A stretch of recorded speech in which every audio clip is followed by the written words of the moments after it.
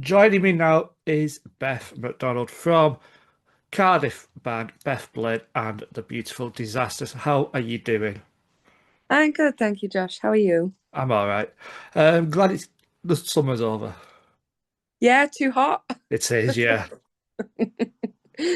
And autumn is my favorite, I think, Same. 'cause it's not freezing, No, but it's not too blazing hot to make you not able to do anything because of the heat. yeah. So Beth Blade and the Beautiful Disasters. Just tell us a bit about the band, like the history of the band when it started. Well, oh God, so we're 10 years old now, which makes me feel really old. But I'm originally from Blackburn, and I went to university in Cardiff.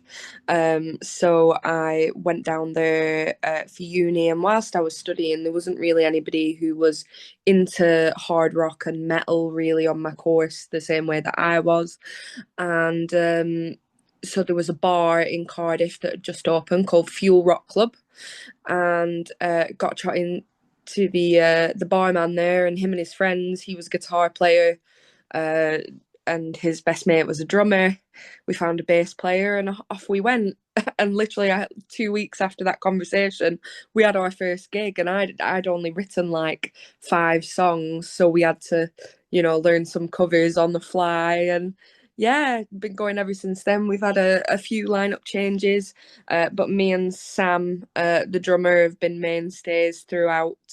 And then Dan, who is now our guitar player, was previously our bass player for 5 years. And now we've got our very good friend Bertie Burton, who used to play with Tiger Tails on bass for us. So yeah, we're going to be back out on the road soon. That's our favourite thing to do. I thought I noticed a bit of a northern accent. Yeah, so it's an interesting one. So we say that the band is based out of Cardiff because that's where it started, and Yeah. that's where I lived for a long time while the band was going. And then I moved back up home. But everybody's kind of spread around now. But Sam's still in Wales, and we like to say that. Well, I like to say that I'm an honorary Welsh person. Well, let's just say Bolton and Blackburn have a bit of a rivalry, don't we?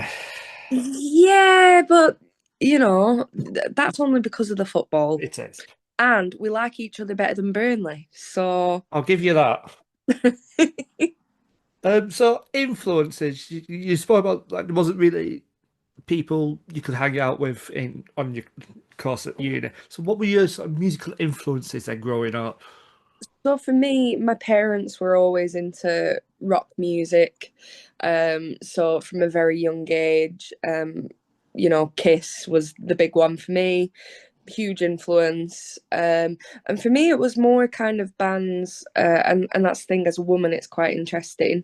Is that the singers that I grew up loving were actually men; they weren't women. I discovered that a little later on when I Hmm. got to my teenage years. So yeah, when I was growing up, it was like Kiss, Bon Jovi, Def Leppard, Whitesnake, Foreigner, Journey, all that kind of stuff. And then I kind of got into Heart and Pat Benatar, uh, and those kind of things. And then I would say when I was about 18 years old, I discovered Hailstorm for the first time. And I went to see them play on the Taste of Chaos tour in Manchester, and they were the opener for it was Papa Roach, Buck Cherry, and Disturbed. And I remember watching them on stage, and I was like, that is what I want to do. That is exactly what I want to do. So from that point on, I then took it very seriously. And then since then, there's like again when I was a teenager, there was kind of like Avril Lavigne and Evanescence was huge for heavy music in the mainstream. And now you've just got some like incredible female artists out there, which is really cool to see. So before we get to new album, we've just touched it on the women in rock you've just spoken about. So being a woman in the rock world, which is like we've said, is a very male dominated. Yeah. How hard was it to break through that sort of barrier at first? At first, yeah, it was really tough. Even like just going back to like, so when the band started, it was 2015. And like we came up against all sorts of stuff like, oh, we've already got one band who's got a girl in it on this lineup. We can't have another one. Or we did a Battle of the Bands competition for a heavy music festival.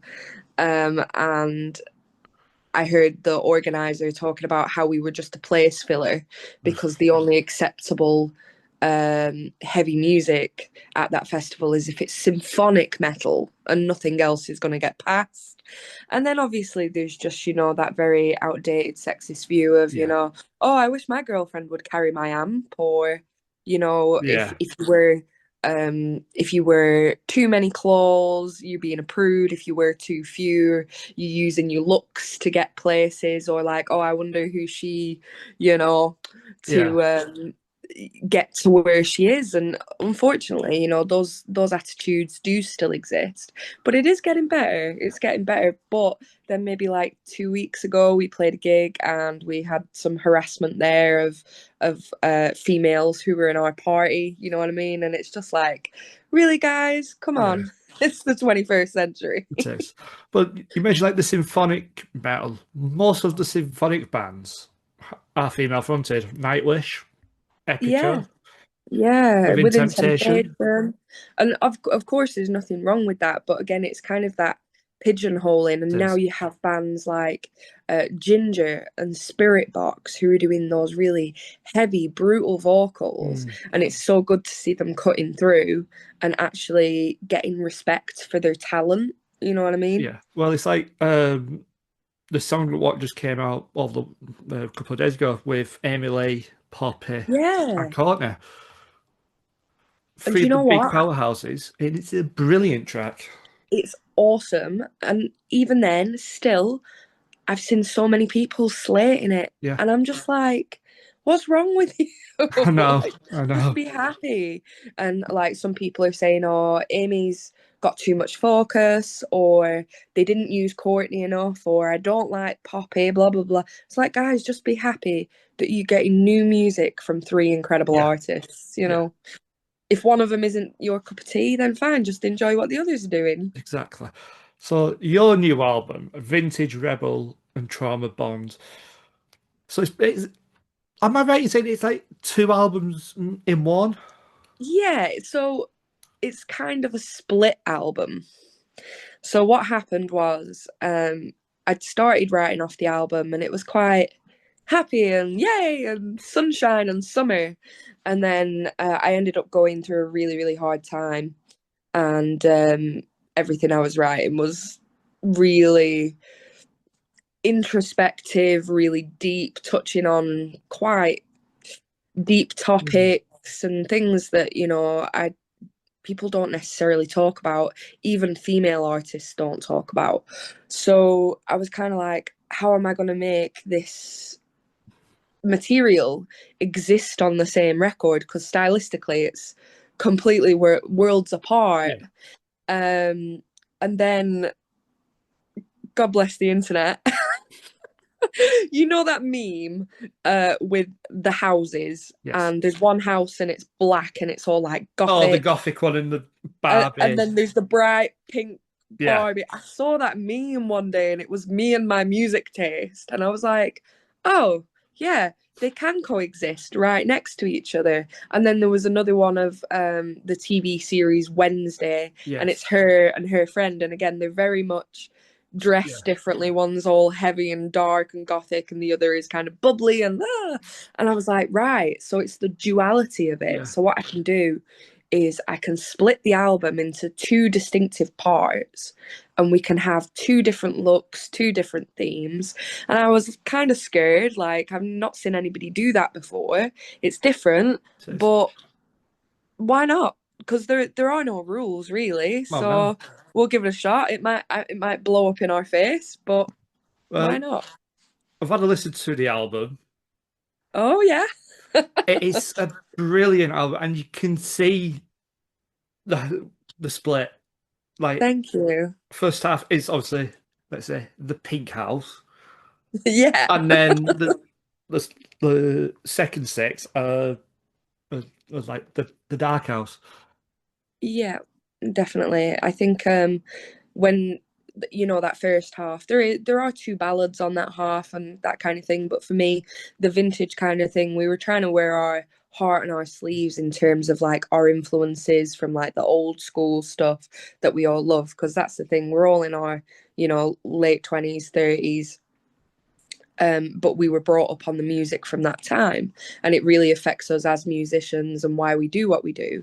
So we were kind of like, let's have fun with that half Yes. and do that. And then when it came to the second half, it was kind of like, right, we're going to get into the nitty gritty. We're going to get into the deep stuff, and we're just going to be, I personally felt, I'm just going to be honest about how I'm feeling. So you've toured with the likes of like Doro, Ricky Warwick, Massive Wagons, Doors Down Cross, and the Dead Daisies. Do you take that experience from touring with these big bands into the Yeah. studio? Yeah, 100%. So when you're lucky enough to play those kind of shows with artists who are, incredible, you there's this kind of joke that you can always tell the musicians in the crowd because they'll be stood there with their arms folded, like not enjoying themselves. But I'm quite opposite to that. I'm good at just like letting myself kind of enjoy myself. Yes. And for me, I'm very perceptive in like I will be absorbing everything and I'll be thinking, wow, that was a really cool moment, or that if I'm seeing a band for the first time and I'm like, wow, that melody or what they did with the guitars, or and you kind of cherry pick the things that excite you and you absorb them into your what I call an art blender. Yeah. So like everything you experience, everything you get from listening to other music or watching other people's music videos, you kind of throw it in the pot, and when you come to creating, you kind of put the blender on it, and it all mashes together. um and you what that's what you want to do. And for me, when I go and see somebody or I listen to somebody, I want to be inspired, and seeing somebody be so good at what they do just makes me want to be better and to do more. Yeah. So it's really exciting when you can see somebody who's a bona fide legend on stage and hold a crowd in the palm of their hand and be like, how do I capture that essence in my own creation? Yeah. Well, that brings us on to the legend that we lost not that long Yeah. ago, Ozzy.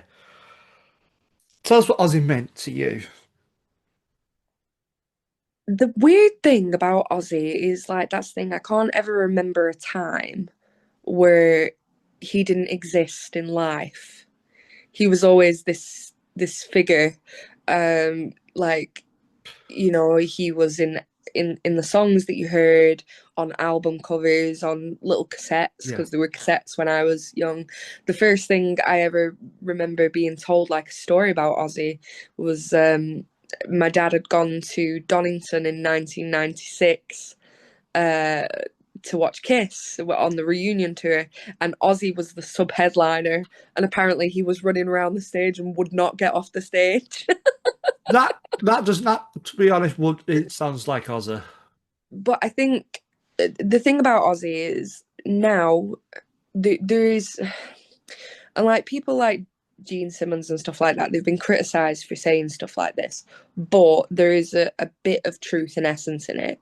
Ozzy was a working class lad who came Yeah. from a poor Yeah. background, who was able through music to find an identity, find somewhere to belong, and created a whole genre of music that has affected millions of people's lives. And I don't think anyone's ever going to do that again. Yeah. Perhaps maybe young blood might get close, Yeah. but because we don't, consume music in the same way. Excuse, apparently there's cars beeping outside my house, if you can hear that in the background. Um, because we don't sell millions of records anymore when you're an alternative band. Yeah. It's more underground, but It is. I don't mind that. It makes it special. Yeah. But what Ozzy did is something that like it's literally, people talk about having the American dream, but Ozzy is kind of like the British dream. Yes. You know, he was able to go from nothing to being known all over the world, which is insane. Yeah, It's it's not. literally insane. Yeah, it's not been done. Not that I can remember since.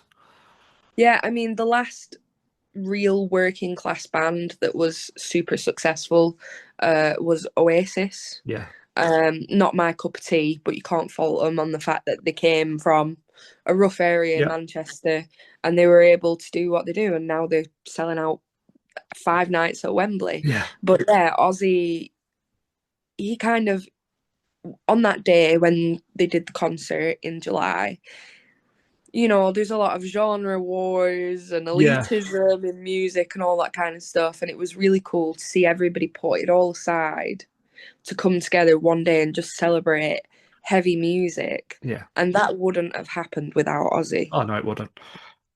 Now, you mentioned about going back in the road. When can we expect the tour dates to be announced?